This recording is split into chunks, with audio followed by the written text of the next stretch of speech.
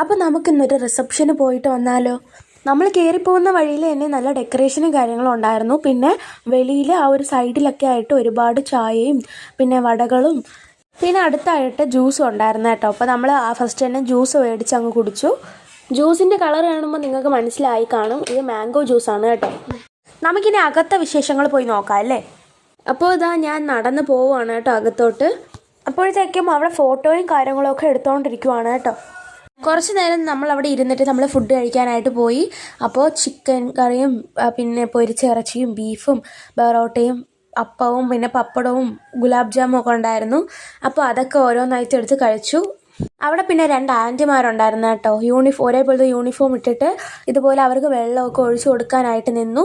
പിന്നെ അടുത്ത് ബിരിയാണി വന്നു. ബിരിയാണി പിന്നെയാണ് വന്നത്, അതാണ് രണ്ടാമതിട്ടത് കേട്ടോ. പിന്നെ സൈഡിലായിട്ട് നമുക്ക് ആവശ്യമുള്ള സാധനങ്ങൾ എടുക്കാം. ഫ്രൂട്ട് സലാഡും വാട്ടർമെലണും പൈനാപ്പിളും പിന്നെ പാസ്തയും ഗുലാബ് ജാമും അങ്ങനെ തുടങ്ങി ഒരുപാട് കാര്യങ്ങളുണ്ടായിരുന്നു. നമ്മൾ പിന്നെ ഫസ്റ്റ് തന്നെ ഫ്രൂട്ട്സും വെജിറ്റബിൾസും എടുക്കാമെന്ന് വിചാരിച്ചു കേട്ടോ. പൈനാപ്പിളും വാട്ടർമെലണും എടുത്തു, അതിന് ശേഷം കുറച്ച് ഫ്രൂട്ട് സലാഡും എടുത്തു. അവിടെ പിന്നെ സ്പൂണും ഉണ്ടായിരുന്നു, അതിലൊരു സ്പൂണും എടുത്ത് നമ്മൾ കഴിക്കാനായിട്ട് പോയി.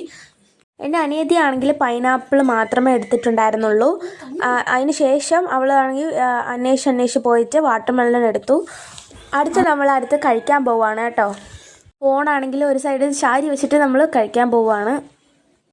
ഫസ്റ്റ് തന്നെ വാട്ടർമെലൺ കഴിച്ചു. അത് ഇത്തിരി ഉപ്പ് പോലെ തോന്നി, എന്നാലും അടുത്താണെങ്കിൽ നമ്മൾ പോയിട്ട് പാസ്ത എടുത്തു കേട്ടോ. പാസ്ത ഓറഞ്ച് കളറും പിന്നെ വൈറ്റ് കളറും ഉണ്ടായിരുന്നു. ഫസ്റ്റ് ഞാൻ വൈറ്റ് കളറാണ് ടേസ്റ്റ് ചെയ്തത്, അതെനിക്ക് ഒട്ടും ഇഷ്ടപ്പെട്ടില്ല. അടുത്ത് ഓറഞ്ച് കഴിച്ചപ്പോൾ അത് കുഴപ്പമില്ല കേട്ടോ. ഞാൻ പിന്നെ അവിടെ നിന്ന് ഇറങ്ങി. അടുത്ത് പിന്നെ ഒരു ചേച്ചിയാണെങ്കിൽ ഇതുപോലെ പഞ്ഞിമുട്ടായി കഴിക്കുന്നുണ്ട് കേട്ടോ. അപ്പോഴത്തേക്ക് സ്ഥലം അന്വേഷിച്ച് പോയപ്പോഴാണ് നമുക്ക് സ്ഥലം കിട്ടിയത്.